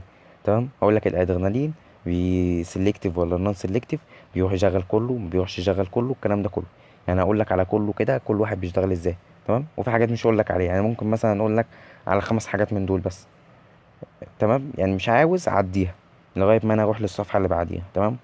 عندك الادرينالين، الادرينالين بص هي حاجه كده يعتبر، انت عارف كويس ان الادرينالين جوه النيرف اندنج بالنسبه لكل ايه النيرف اندنج بتاعت الايه بتاعت السمباثيك. فطبيعي ان هو يروح يشغل الفا 1 ويشغل الفا 2 ويروح يشغل بيتا 1 وبيتا 2 وبيتا 3. طبيعي. تمام. بس انا اللي عايزك تعرفه بس عن الكاتيكولا. اعرف اول حاجه خالص عن الادرينالين. قبل الادرينالين خالص عايزك تعرف ان عن الكاتيكولا ماينز. الكاتيكولا ماينز اللي هم يعتبر ايه؟ اللي هم يعتبر ينتموا لعيله الادرينالين. عايزك بس تعرف عنهم حاجتين بس، يعني حاجتين بس، والباقي يا عم ايه؟ الباقي كبر دماغك منه. تمام. اول حاجه خالص ان الكاتيكولامين هم بيبقوا شايلين الكاتيكول. آه يعني المركب اصلا بتاع الكاتيكولامين، مش عايز ابقى ارسم لك بقى شغل كيمياء والكلام ده. كبر دماغك. اللي هو بينتمي لعيله الادرينالين اللي احنا بنقول عليهم كاتيكولامينز. تمام. بيبقوا هم نوت ابزوربت اورالي. ليه نوت ابزوربت اورالي؟ لان هم بيبقوا ووتر سولوبل، والحاجه اللي هي بتدوب في الميه زي الادرينالين ما ينفعش ان هي ما بتمتصش من الانتست. تمام. ما بتمتصش من الانتست. احنا كده عرفنا. لازم يكون هو ليبيد سولوبل عشان يمتص من الانتست. فكده يعتبر ان الكاتيكولامينز هم ووتر سولوبل، مش هينفع ان هم يمتصوا منين؟ من الجي اي تي، من الانتست. فكده يعتبر ان الكاتيكولامينز نوت ايه؟ نوت ابزوربد اورالي، او نوت ابزوربد اورالي. تمام. تمام. دي اول حاجه. وتاني حاجه ان هما نوت نوت كان جروس ايه؟ جروس برين بارير. يعني هما مش بيطلعوا للسي ان اس فوق، مش بيطلعوا للبرين. يعني انا دلوقتي اديت امبول ادرينالين. فطبيعي لما انا اجي ادي امبول ادرينالين ان هو هيعمل افكت على مستوى البادي كله، ما عدا ما عدا البرين. مش هيطلع للبرين فوق. هل البرين ما فيهوش ادرينالين؟ لا، فيه ادرينالين. هل الادرينالين بتاع الجسم اصلا الطبيعي بيطلع للبرين؟ لا، ما بيطلعلوش. بس هو البرين بيصنع الادرينالين بتاعه لوكالي. يعني هو بيصنعه لنفسه. الادرينالين مش بيطلع للبرين خالص، ولا من بره ولا من جوه. هو بيعمل لنفسه ادرينالين، هو بيصنعه لنفسه. تمام. يبقى تاني حاجه اهو، اهو نوت كان جروس ايه؟ بلاد برين بارير. تمام. تمام. عايزك برضو تعرف ان الادرينالين بيقعد من دقيقتين لثلاث دقايق بس في جسمك، من اول ما تعمل له انجكشن، او من اول اصلا ما يفرز اصلا طبيعي في الجسم. تمام. بالكتير قوي بيقعد من دقيقتين لثلاث دقايق. فهو يعتبر شورت، يعني فيري شورت ديوريشن. تمام. انا دلوقتي عايز اعرف هل الادرينالين سيلكتيف، نوع ادرينالين سيلكتيف، الميكانيزم بتاعهم. بص، والادرينالين هو نون سيلكتيف، بيخش يلوش. يعني عندك مثلا الالفا 1 بيعمل كل حاجه في الالفا 1. بيعمل ايه؟ بيعمل فازو كونستريكشن. ما يعني اليوترس، سيبك من اليوترس عشان أنا قلت لك مش مسمعه. تمام. بيعمل كمان ايه؟ بيعمل كمان ايه؟ بيعمل الاسفنكترات اللي هي بتاعت الجي اي تي. بيعمل اسفنكترات ايه؟ كونستريكشن. وبيعمل اللول بتاع الايه؟ بتاعت الجي اي تي واليورينري بلادر، بيعمل له ريلاكسيشن. تعالى اما نخش على بيتا 1. بيعمل ايه البيتا 1؟ بيزود الكاردياك اوت بوت. تمام. بيزود الكاردياك اوت بوت، وبيزود الكونتراكتيليتي، وبيزود كل حاجه. تمام. بيخش على بيتا 2 ان هو بيعمل فازو دايليتيشن في السكليتال ماسل. وكمان بيعمل ايه؟ بيعمل كوروناري دايليتيشن. وبيعمل كمان شيفتنج للايه؟ بيعمل كمان شيفتنج للبوتاسيوم من البلد، بيدخله كمان التشو.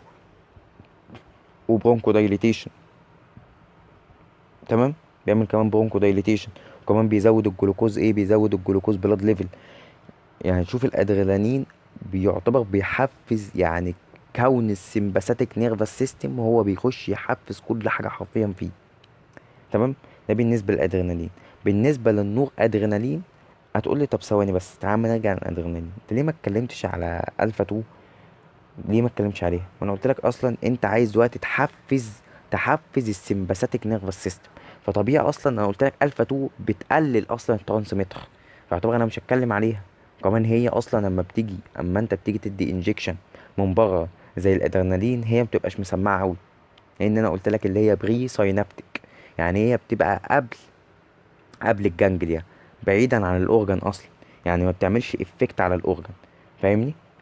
بس ده بالنسبه للادرينالين. ودول كلمتين ونص. اقسم بالله الادرينالين ليه وظايف كتير قوي وليه استخدامات كتير قوي. تمام. ليه استخدامات كتير. بس تعالى كده اما اقول لك على حاجه على الادرينالين، اقسم بالله تنفعك جامد قوي. يعني كده ان شاء الله ربنا يكرمك وتقف في شارع او في مترو او في مواصلات وتلاقي حد حصل له الحاجه اللي انا اقول لك عليها دي، وتكون انت سبب بعد ربنا، يبقى ربنا استخدمك في حاجه زي دي عشان تنفع بيها الناس. لقيت واحد مره واحده لقيت وشه احمر، مش قادر ياخد نفسه ولا قادر يتكلم، ومره واحده وقع في الارض وجسمه كله احمر، وحرفيا بقى خلاص يعني فقد الوعي. ده بسبب حساسيه شديده قوي، يعني سيفير اليرجيك، بسبب مثلا ان هو كل اكل، كل اكل عنده حساسيه منه، بسبب ان هو مثلا خد علاج عنده حساسيه منه، بسبب ان هو قرصته نحله، بسبب اي حاجه. الحساسيه دي بتحصل ازاي؟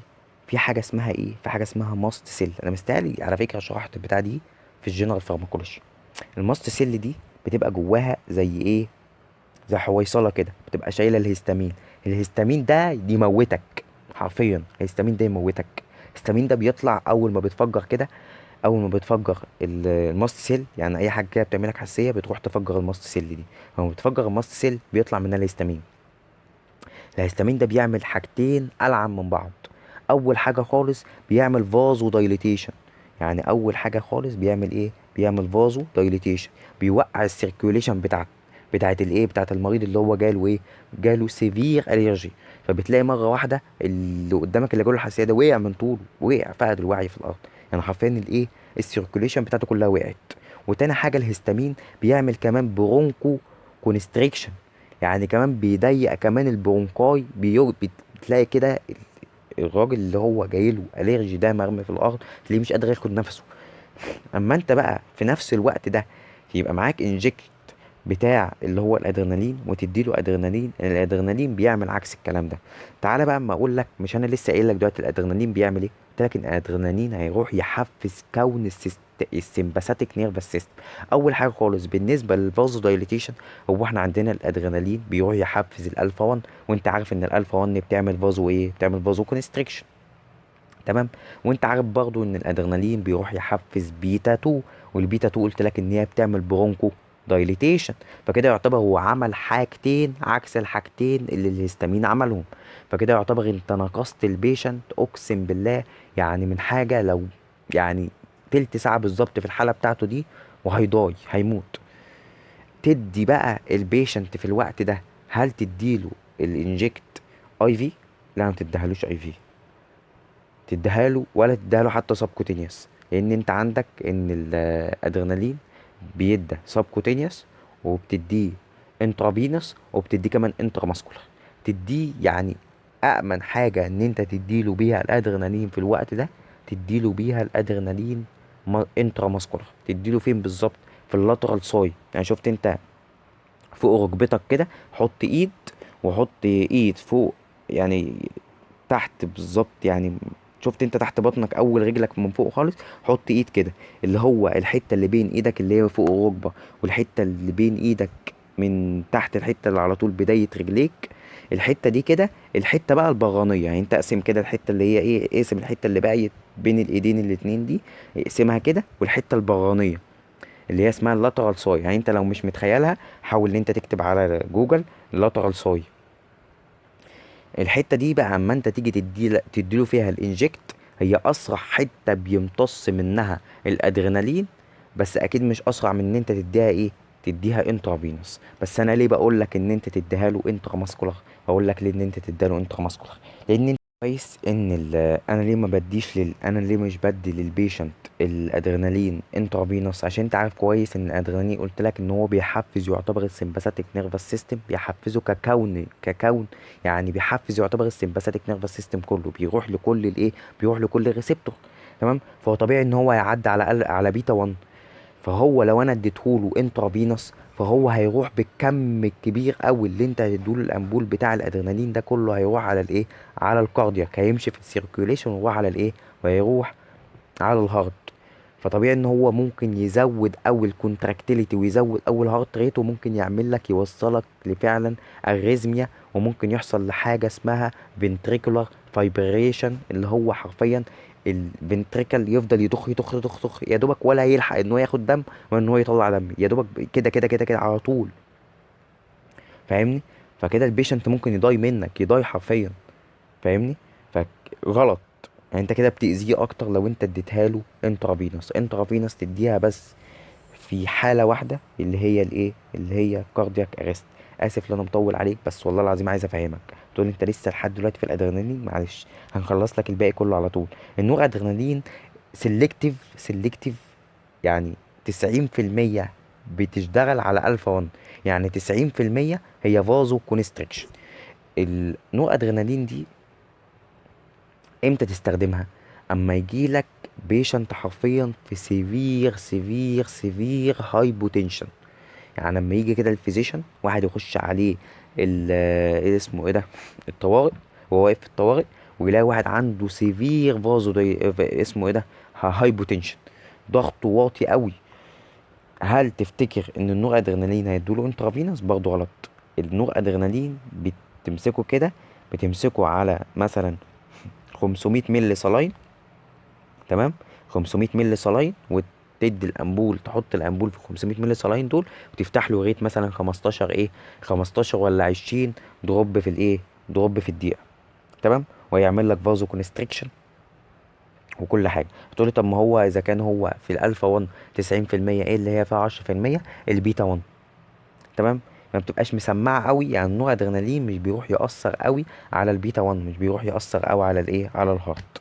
بس لو انت طبعا اديتها له بفيري هاي دوز، فطبيعي ان هو هيروح هيلطش، وهيعمل سيفير فازو كونستريكشن، هيرفع قوي الضغط، وممكن يحصل للبيشنت سيريبرال هيمورج. يعني هي لازما تتخفف على ايه، على 500 مللي صلاين. عندك بقى الدوبامين ده، اقسم بالله احسن علاج في الدنيا، احسن علاج في الدنيا. عارف مخصص ليه؟ مخصص للشك. يعني لو بيشنت عنده شك، هي فعلا افضل علاج للبيشنت اللي هو عنده شك. ايه الشك؟ ان هو نسبة الدم الكافية مش واصلة للتشو بتاع جسم البيشنت ده. يعني هو هيجيلك مثلا البيشنت يخش عليك الطوارئ في الامتياز، هتلاقي البيشنت بيل، وتلاقيه عرقان. تيجي تقيس له فيتال ساينس، تعمل له بلاد بريشر، تقيس له البلاد بريشر بتاعه، تلاقي ان ضغطه واطي قوي. فطبعا بقى انت مفروض من دورك ومن دور الفيزيشن ان هو يساله، يقول له هل مثلا ان انت نزلت مثلا، دخلت الحمام مثلا، نزلت بول النهارده؟ هيقول له اه ده انا لسه منزل بول من شويه. يبقى ده كده يعتبر هايبوتنشن ايه، هايبوتنشن عادي. يديله نوع ادرينالين ويظبط له الضغط بتاعه ويمشي، تمام. لكن لو هو قال له انا ما دخلتش الحمام من امبارح، فكده يعتبر ان هو بيشنت شك. طبيعي ان انا هديله ايه، هديله دوبامين. الدوبامين بقى الميكانيزم بتاعته ايه؟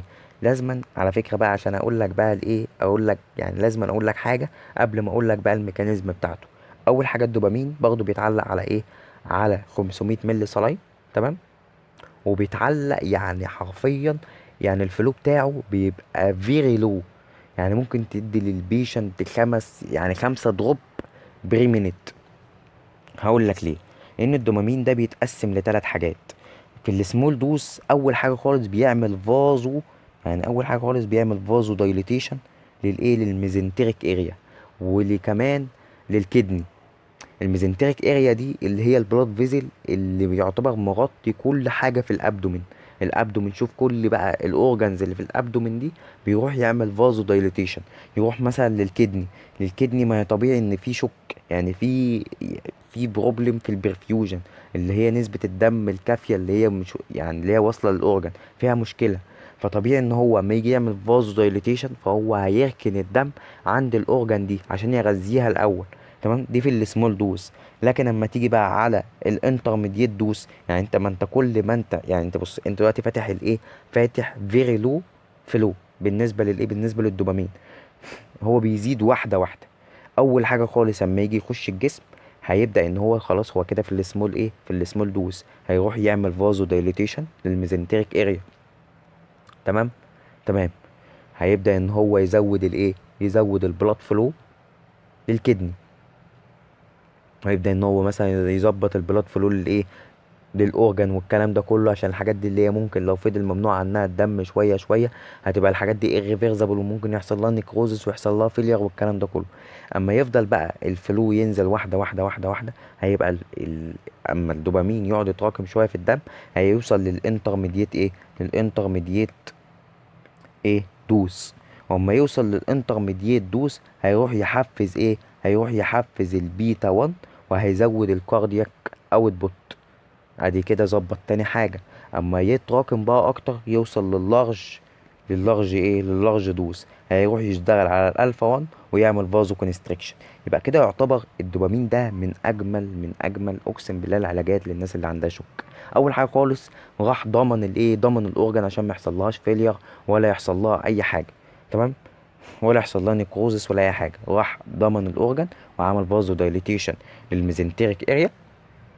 تمام، ويوصل الدم للاورجن الحاجات المهمه والكلام ده. وبعد كده راح ايه، راح زود الكاردياك اوت بوت، زود اللي هو طلوع الدم من القلب بكميه كافيه. وبعد كده راح ظبط ايه، راح ظبط الضغط، عمل فازو كونستريكشن. تمام. الباقي انا مش عايز اقول لك في حاجه غير الامفيتامين. تمام، والسلبتامول. اقولهم لك بقى خلاص، يعني اقولهم لك تحتينا، يعني اقسم بالله الحاجات دي انا قلت لك على حاجات فعلا هتنفعك. يعني ادرينالين قلت لك، وقلت لك على حاجات امرجنسي، والحاجه دي فعلا هتنفعك. النور ادرينالين يعني دي حاجه بريكوشن، وقلت لك ان انت لازم تحط عليها 500 مللي صلاين. وقلت لك برضو الدوبامين للناس اللي عندها شك. الباقي كله يعني شايف ان هو اقل اهميه بالنسبه للحاجات اللي انا شرحتها لك. تعالى بقى اما نخش لك على عم الادرينالين. وانا طبعا قلت لك الدنيا هتبقى ماشيه فيه ازاي. اول حاجه خالص بيقول لك ان هو الثيرابيوتيك يوز. انا بستخدمه ازاي ان انا اعالج بيه؟ اول حاجه خالص بستخدمه في الكاردياك اريست. وانا قلت لك الكاردياك اريست ان انت تديله انترافينوس. عايزين نجري بقى. كمان انت تديه انتي هيستاميك، انتي هيستاميتك، هيستاميك. اللي هو ما انا قلت لك اما يحصل الهستامين ان هو يطلع من ماست سيل. ما انت كده يعتبر بتعاكس الميكانيزم بتاع الهستامين. مش انا قلت لك الهستامين بيروح يعمل برونكو كونستريكشن وبيعمل فازو دايليتيشن، بيوقع السيركيوليشن بتاعت البيشنت. انت ما بتدي ادرينالين بتعمل فازو كونستريكشن من عن خلال الالفا 1، وبتعمل ايه، وبتعمل برونكو دايليتيشن من عن خلال الايه، البيتا 2.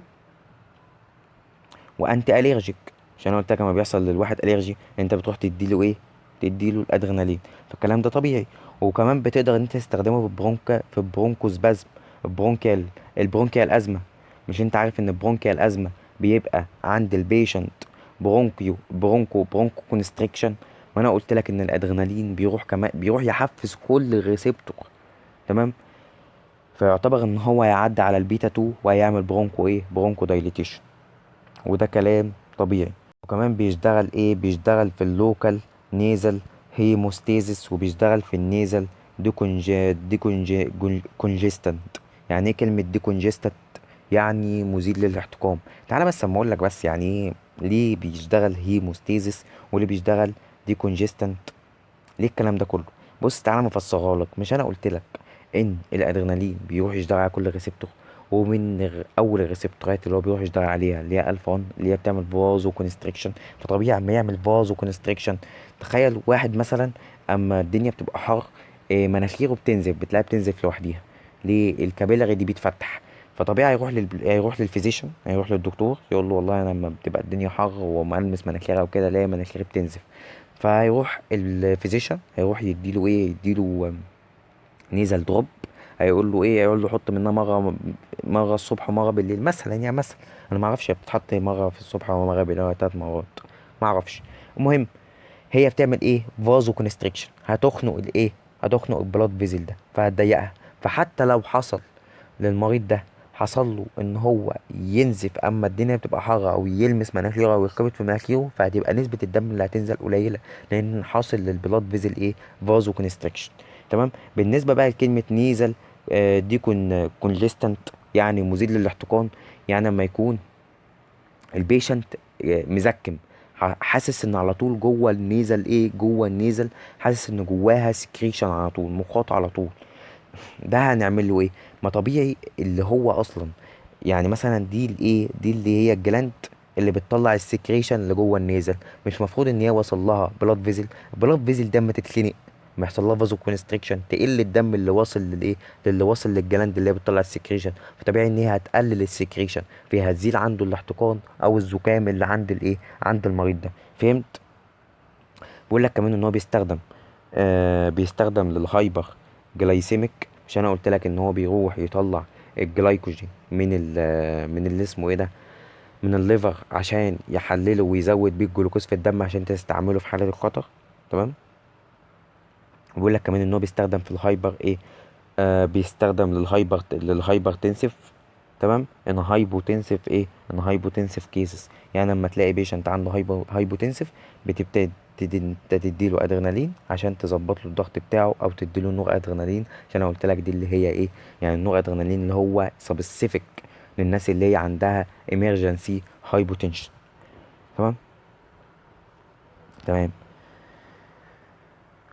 بيقول لك كمان ان انت بتدي للناس اللي هي عندها نكتيرنال انيورسيس، يعني هو السلس البول، الناس اللي هي البول بيفلت منهم وهم نايمين.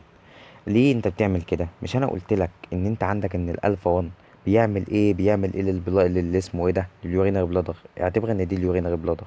مش انا قلت لك ان هو بيعمل للول بتاعها ريلاكسيشن، وبيعمل للسفنكتر ده كونستريكشن، يعني هو بيقفل الايه، بيقفل السفنكتر، يعني بيحبس البول. هو مش بيحبسه للدرجه اللي انت فاكرها، ما طول ما الفيزيشن، يعني طول ما الفيزيشن ظابط الدوز مع البيشنت، ظابطها معاه، فطبيعي ان هو مش هيعمل ريتنشن، يعني مش هتوصل للريتنشن، مش هتوصل ان المريض مش هيبقى قادر ان هو يخش الحمام، بس هو لحد ما يتحكم له في السلس البول اللي عنده. فاهمني؟ فانا دلوقتي عرفت ان هو ليه بيستخدموه في، يعني في سلس البول والكلام ده، الناس اللي هي ايه، الناس اللي هو البول بينزل منهم بالليل وهم نايمين وكده. بيقول لك كمان ان هو بيعمل برولونج للديوريشن اكتنج لللوكال انستيزيا. ازاي ان هو بيطول الديوريشن، المده بتاعه المسكن، مش المسكن، اللي هو المخدر الموضعي. هقول لك ازاي، برضو ديت عندي ليها رد. هقول لك ثانيه واحده. عن طريق ان هو بيشتغل ان هو بيقلل، يعني بيقلل نسبة امتصاص اللي هو المخدر ده، من ان هو بيعمل فازو كونستريكشن. يعني هو كده مكان ما هو مكان التخدير ده، يعني مكان التخدير، بيحطوا ادرينالين، ان هو بيعمل فازو كونستريكشن. فطبيعي ان البلاد فيزل مخنوقه، فمش قادره ان هي تسحب كميه المخدر اللي هو محطوط، فبتقلل نسبه الامتصاص بتاعه.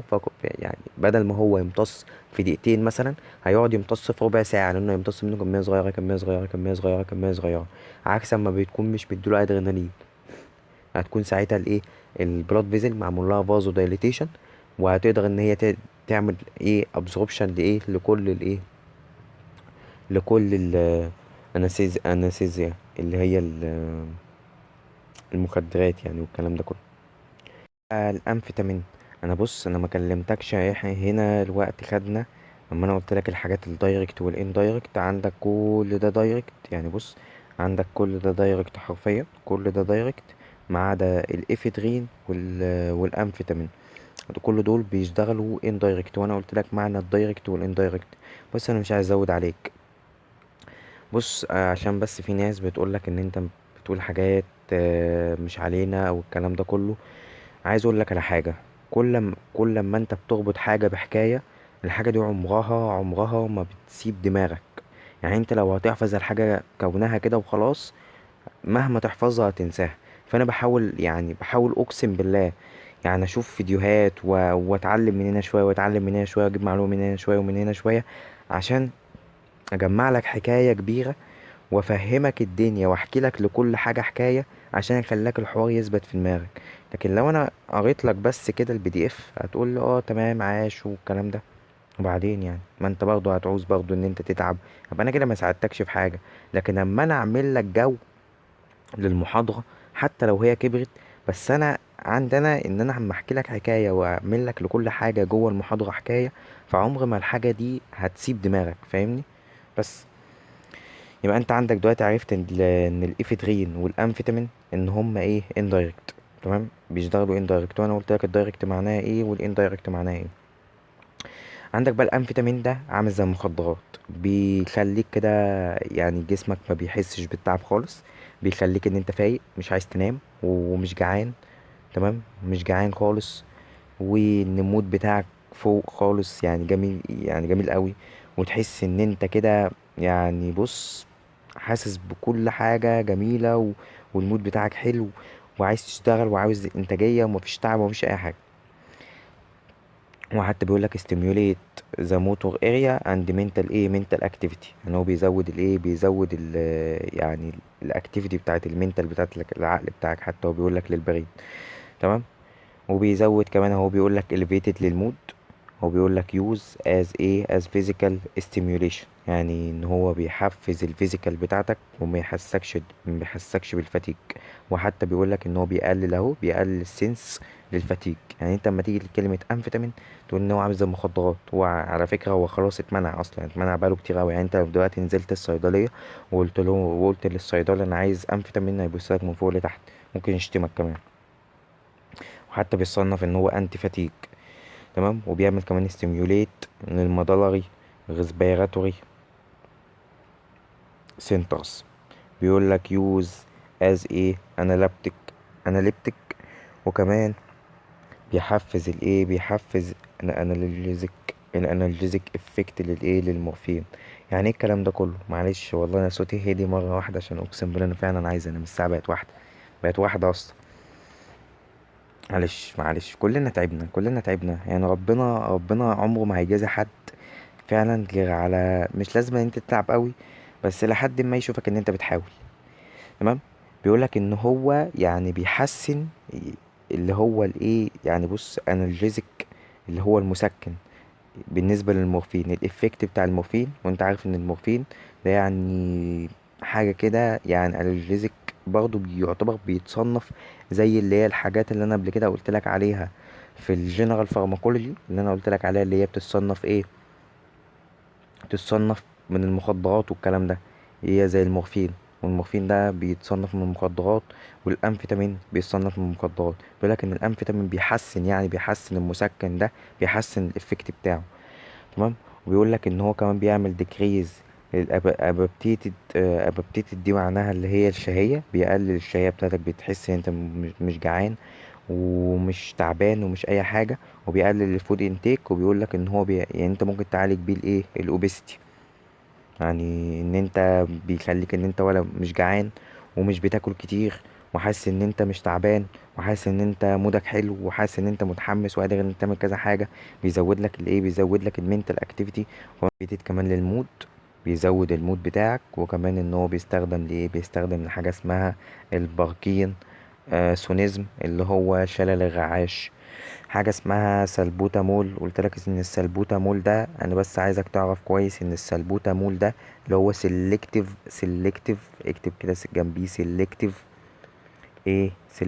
بيتا اجونست، بيتا 2، يعني بيتا 2 اجونست. يعني ايه الكلام ده كله؟ يعني هو بيروح يحفز بيتا 2. وانا قلت لك ان بيتا 2 كانت بتعمل كذا حاجه منهم، اللي هي بتعمل برونكو دايليتيشن. فهو طبيعي ان هو هيشتغل برونكو دايليتور في البرونكيال ازمه. تمام. عندك بقى السيمباثوليتيك، الحاجات اللي هي بتعمل انيبيشن او البلوكر، زي الالفا ادرينيرجيك بلوكر، الحاجات اللي هي بتقفل الالفا. وانا قلت لك الالفا بتعمل ايه. عندك الالفا واحد اللي هي جوه البلود فيزل بتعمل فازو كونستريكشن. عندك جوه اليوترس اللي هي مش بتأثر قوي. عندك جوه اليورينري بلادر الجي اي تي بتعمل ريلاكسيشن للوول وبتقفل السفنكتر، بتعمل له كونستريكشن. تمام.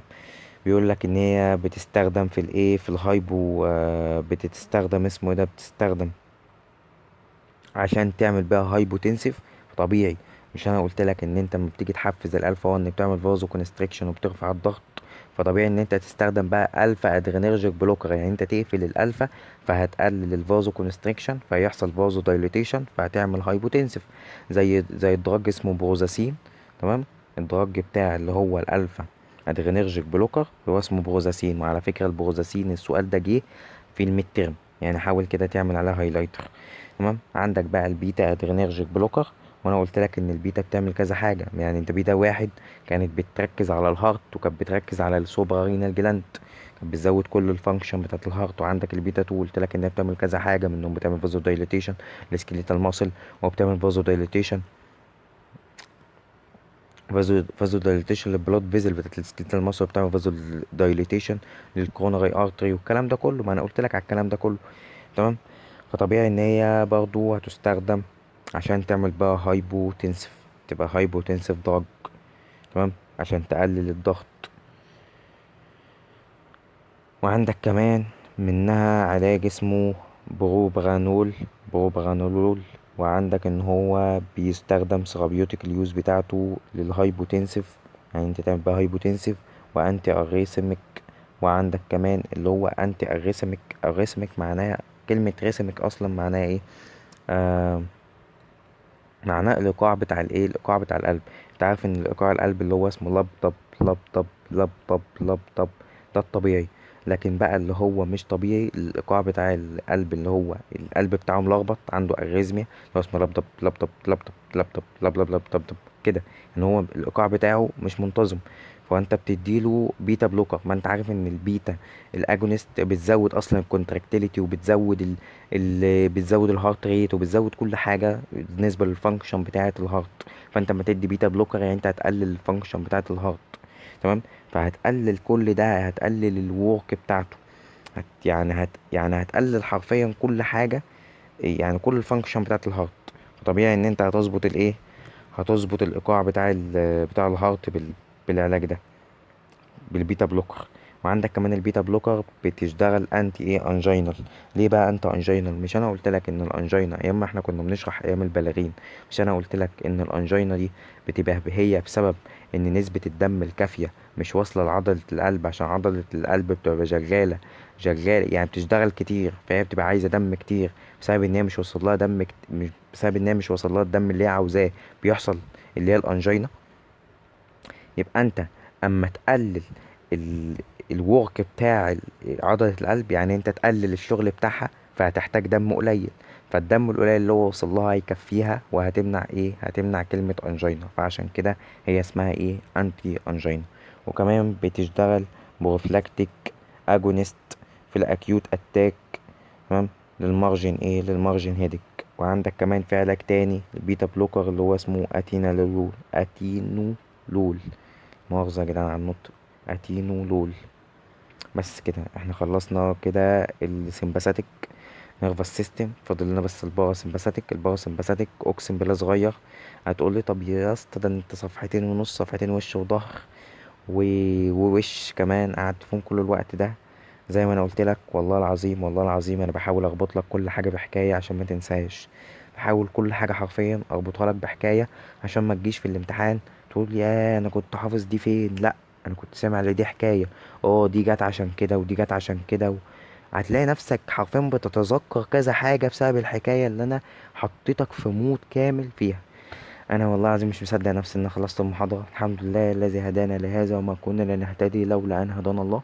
الحمد لله شرحناها وكفينا ووفينا، والحمد لله. يا رب يكون ربنا رزقك الفهم وجعل لك الصعب سهل فعلا، وإن شاء الله يجعل هذا العلم تنتفع به وتنفع به. وربنا إن شاء الله يكرمك ويوفقك على قد التعب اللي انت بتتعبه. وبلاش الكلمة دي عشان في ناس بتتضايق منها. يعني بص اقسم بالله دايما ربنا ما بيكافئش، يعني مش بيكافئ، يعني مش بيدي فعلا على قد التعب اللي الواحد بيتعبه. لو الواحد فعلا هيبص، يعني هو لو ربنا بيحسبها مع الواحد على قد ما هو بيتعب، على قد ما هو بيعمل، على قد يعني على قد الحاجات اللي انت بتقدمها لربنا وربنا بيقدم لك قدها، اقسم بالله انت كان زمانك النفس ربنا بيحاسبك عليه. لكن اقسم بالله كل حاجه من ربنا في حياتك دي كرم كبير أوي من عند ربنا. التنفس انت بتتنفسه ده، في ناس بتتنفس على جهاز تنفس صناعي، يعني دي نعمه كبيره. إيه, إيه حركتك، انت قادر تروح وتيجي وتشتغل وتتكلم وتعمل، في ناس مش قادره تعمل ده.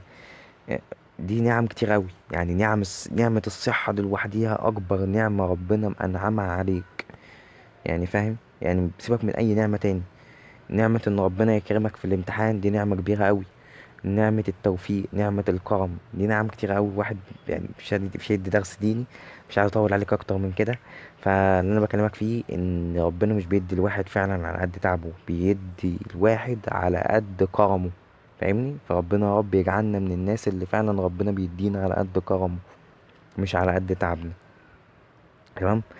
وبس يعني نختم معاك المحاضرة. والسلام عليكم ورحمة الله وبركاته، وآسف إن أنا لو طولت عليكم، بس والله العظيم لمصلحتك. السلام عليكم ورحمة الله وبركاته.